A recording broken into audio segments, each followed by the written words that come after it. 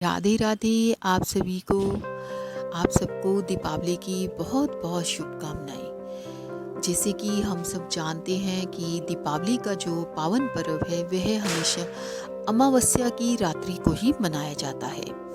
लेकिन इस बार अमावस्या 2 दिन की पड़ रही है, 20 अक्टूबर और 21 अक्टूबर।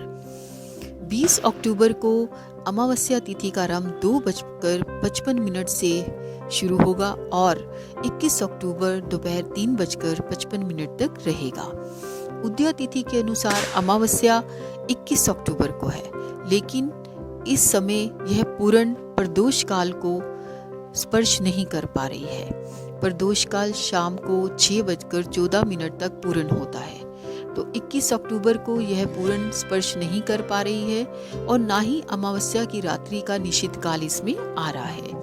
तो इसलिए 21 अक्टूबर को यह पर्व नहीं मनाया जाएगा, क्योंकि जो दीपावली का पर्व होता है वह पूर्ण प्रदोष काल उसमें होना जरूरी है।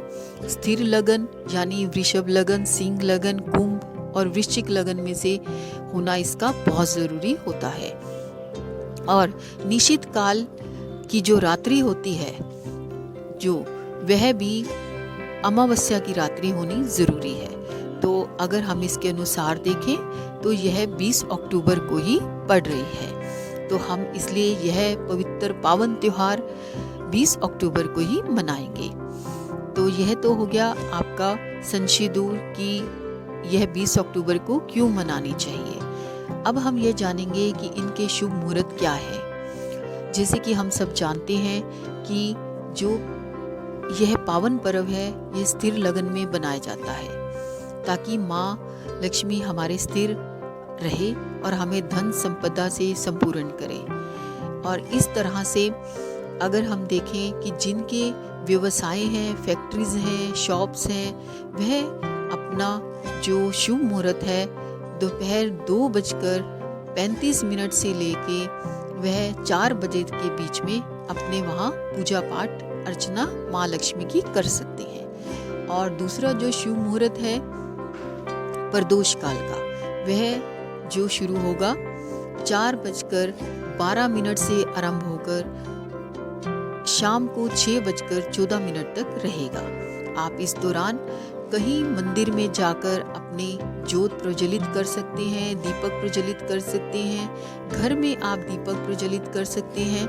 इस तरह से आप इस दौरान ये सब कर सकते हैं। और जो आपने माँ लक्ष्मी की पूजा अर्चना करनी है वह स्थिर लगन में करनी है। स्थिर लगन जो लगेगा वह रात्रि 7:14 से लेकर 9:08 रात्रि तक रहेगा। इसी दौरान आप महालक्ष्मी, श्री गणेश जी और सरस्वती माता की अर्चना आराधना आप करें। और जो रात्रि निशित काल है जो बहुत मोक्षदायिनी होती है और आपकी धन संपदा को संपूर्ण करने वाली होती है, इसमें कोई भी आप किसी भी प्रकार के साधना को भी आप अपने अभिमंत्रित कर सकते हैं। तो यह समय बहुत ही विशेष होता है। तो यह समय निशित काल का रात्रि को होगा 11:41 से आरंभ होकर 12:31 तक रहेगा। आप इस दौरान भी पूजा पाठ कर सकते हैं। जो लोग देर से आते हैं अपनी दुकानों से तो वह इस समय भी पूजा पाठ कर सकते हैं। और इस तरह से आप ये तो हो गई शुभ मुहूर्त जिस दौरान आप पूजा पाठ कर सकते हैं। तो आइए जानते हैं सरल पूजा विधि क्या है। बहुत सरल पूजा विधि से कीजिए, बस आपके भाव होने चाहिए, आपके उनके प्रति समर्पण होना चाहिए, बस। इसके अलावा भगवान और कुछ नहीं चाहते। लेकिन इसके लिए कुछ थोड़ा अगर आप कुछ करना चाहते हैं तो उसके लिए आप इस दौरान गणेश जी को दुर्वा अर्पित करें, महालक्ष्मी को कमल और कमलगट्टे के 2 कमलगट्टा भी अर्पित कर सकते हैं, उन्हें माला भी अर्पित करते हैं अपने सामर्थ्य अनुसार। और माता सरस्वती को आप सफ़ेद फूल ही अर्पित कर दीजिए और उनको मिश्री अर्पित कर दीजिए। और माता रानी को आप चाहे शहद अर्पित करें और खीर बनाकर उनको अर्पित करें। इसी तरह आप गणेश जी को लड्डू अर्पित करें और आप उनका कोई भी मंत्र जाप करें और गणेश जी की आरती करें, माता लक्ष्मी जी की आरती करें, माँ सरस्वती की वंदना करें, यही सबसे ज़्यादा महत्वपूर्ण होता है। आपका जो दिल से उनके प्रति भाव होता है, उनके प्रति उनका नाम जप होता है। और इस दिन आप श्री रामचंद्र जी का थोड़ी देर संकीर्तन वहाँ बैठकर ज़रूर कीजिएगा। उनका थोड़ी देर आपको जो अच्छा लगे संकीर्तन में आप उनके भजन गाइए, उनके मंत्र जाप कीजिए।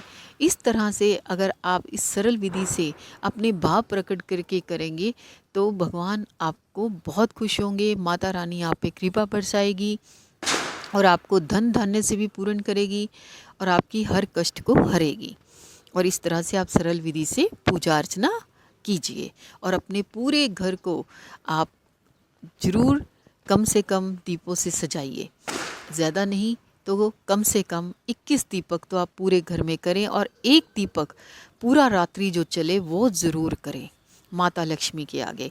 और सबसे ज़्यादा ज़रूरी कि वो जगह आपने उसको खाली नहीं छोड़ना। आप जब जहाँ पे भी माता रानी का दीपक करें उसके पास ही आप नीचे शयन करें धरती पर।